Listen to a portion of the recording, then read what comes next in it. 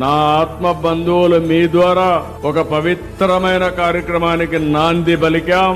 అదే మీరు చూస్తే చేనేత సేవలో ఎలిజిబిలిటీ ఉండే ప్రతి ఒక్క వ్యక్తికి 25,000 రూపాయలు ఇచ్చే కార్యక్రమానికి ఇక్కడికి రావడం నా అదృష్టంగా భావిస్తున్నానని చెప్పి మీకు తెలియజేస్తున్నా. స్వదేశ ఉద్యమ స్ఫూర్తిని గుర్తు చేసుకునేలా ఆగస్టు 7వ తారీఖున మనం జాతీయ చేనేత దినోత్సవాన్ని జరుపుకుంటున్నాం.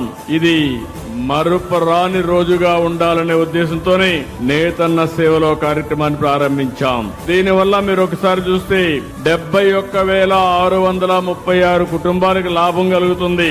25,000 రూపాయలు చొప్పునిస్తున్నాం. 179 కోట్ల రూపాయలు ఈ కార్యక్రమం కింద మీకు అందించే పరిస్థితికి వచ్చాం. నేను ఎన్నికల్లో ఒక హామీ ఇచ్చాను. ఆ రోజు నేను చెప్పింది సంక్షేమం, అభివృద్ధి, సుపరిపాలనకు నాంది పలుకుతామని ఆ రోజు చెప్పాం. దాని ప్రకారమే అందరికంటే నాకెప్పుడు కూడా నేను అభిమానించేది నేతన్నల్ని అభిమానిస్తాను. దానికి కారణం మీకుండే కష్టాలు. ఒకప్పుడు ఇదే చీరాల్లో మీకు ఆ రోజు ఇబ్బందులు పెడతా ఉంటే ధర్నా చేసిన కార్యక్రమాన్ని కూడా మరొక్కసారి గుర్తు చేస్తున్నాను. ఆ రోజు ప్రతిపక్షంలో ఉన్నాను. ఆ రోజు కూడా ఇవన్నీ చేశాం.